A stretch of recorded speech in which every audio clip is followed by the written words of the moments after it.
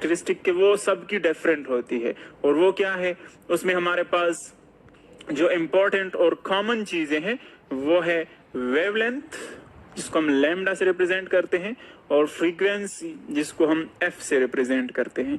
ये सबकी डिफरेंट होती है, यानी स्पीड सबका सेम होता है, लेकिन अगर हम देखें वेवलेंथ और फ्रीक्वेंसी तो वो दो अलग अलग वेव्स जो हैं उनके डिफरेंट होते हैं।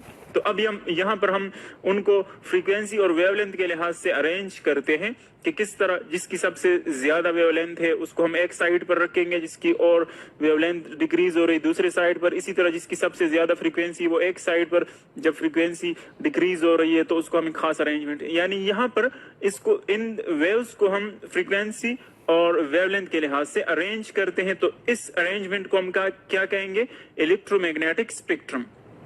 अब देखें कुछ चीजें यहाँ पर हम और भी रिलेट करेंगे।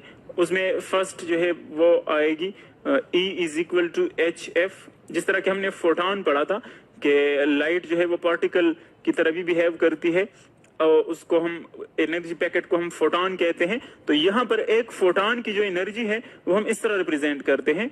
E रिप्रेजेंट करती है एनर्जी, फोटॉन की जो एनर्जी है एक सिंगल फोटॉन की। H जो है वो कांस्टेंट है, उसको हम कहते हैं प्लैंक्स कांस्टेंट। ये हायर लेवल पर हम पढ़ेंगे, लेकिन यहाँ पर जस्ट इसकी हम इंट्रोडक्शन दे दे कि H जहां पर भी आ जाए वो आपको पार्टिकल लाइक नेचर शो करेगा, यानी उसका मतलब ये है कि वो चीज पार्टिकल की तरह बिहेव करता है, तो वहां पर H इंट्रोड्यूस होता है। और F क्या है, F उसकी फ्रीक्वेंसी है उस फोटॉन की। यानी अगर आप देखें H तो कांस्टेंट है, तो इसका मतलब ये है कि सिर्फ दो चीजें चेंज होती है, एनर्जी और फ्रीक्वेंसी। यानी अगर फ्रीक्वेंसी ज्यादा है तो उसकी एनर्जी ज्यादा होगी, और अगर फ्रीक्वेंसी कम है तो उसकी एनर्जी कम होगी। तो इसलिए हम कह सकते हैं कि जितनी ज्यादा फ्रीक्वेंसी होगी उतनी ज्यादा एनर्जी होगी, जितनी कम फ्रीक्वेंसी होगी तो उतनी कम एनर्जी होगी। सो ये दोनों क्वांटिटीज जो है वो यहाँ पर डायरेक्टली रिलेटेड है। अब यहाँ पर अरेंजमेंट की तरफ हम आते हैं। इसको आप नाम दे, फॉर एग्जांपल फिगर 1 का हम नाम देते हैं इसको। देखिए हम स्टार्ट करते हैं राइट साइड से यहाँ पर। अब राइट साइड पर जब हम स्टार्ट करते हैं तो यहाँ पर फ्रीक्वेंसी जो है वो सबसे ज्यादा है, यानी हम हायर फ्रीक्वेंसी से स्टार्ट लेते हैं।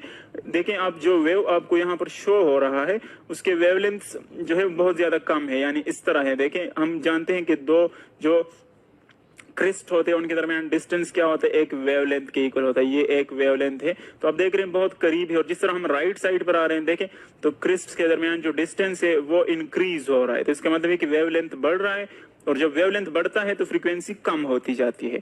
तो अब देखें फर्स्ट साइड पर हमारे पास क्या है, गेमा रेज है।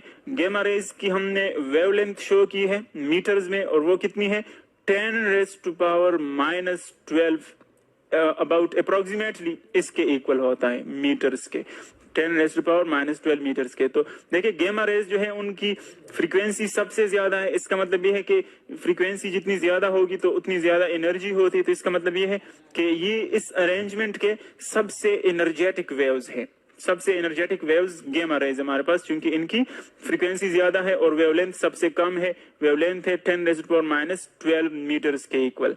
और अगर हम इसको कंपेयर कर लें तो इसकी जो डायमेंशंस होती है वेवलेंथ की, वो तकरीबन एटम की जो न्यूक्लियस होती है उसके साइज के बराबर होती है जो वेवलेंथ होता है। इस तरह इसके बाद आते हैं एक्स रेज, यानी एक्स रेज की जो फ्रीक्वेंसी है वो गेमा रेज से कम होती है, क्योंकि इसका वेवलेंथ जो है इससे ज्यादा है। तो जब वेवलेंथ बढ़ता है तो फ्रीक्वेंसी कम होती जाती है। तो आप देख रहे हैं कि इसका वेवलेंथ जिस रेंज में है वो है हमारे पास 10⁻⁻8 मीटर से लेकर 10⁻⁻12 मीटर्स में। इस रेंज में जो वेव्स होंगे जिनका वेवलेंथ इस रेंज में आएगा उनको हम क्या कहेंगे, एक्स रेज। और इनकी चूंकि फ्रीक्वेंसी कम है गेमा रेज से, तो इसीलिए इनकी जो एनर्जी है वो भी गेमा रेज से कम होगी, और इनका वेवलेंथ जो है इनसे ज्यादा है। गेमा रेज से इनका वेवलेंथ ग्रेटर होता है। और अगर आप देखें इसका जो वेवलेंथ का साइज है वो एटम के साइज के इक्वल होता है। तो देखिए गेमा रेज का वेवलेंथ न्यूक्लियस के इक्वल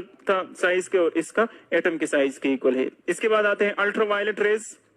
अल्ट्रावायलेट रेज का देखें आप जो है देख रहे हैं उसके जो डायमेंशन है वेवलेंथ के वो हमारे पास इक्वल है 3 × 10⁻⁻7 इससे लेकर 10⁻⁸ तक, इस रेंज में जो आएंगे उनको हम कहते हैं अल्ट्रा वायलेट रेज।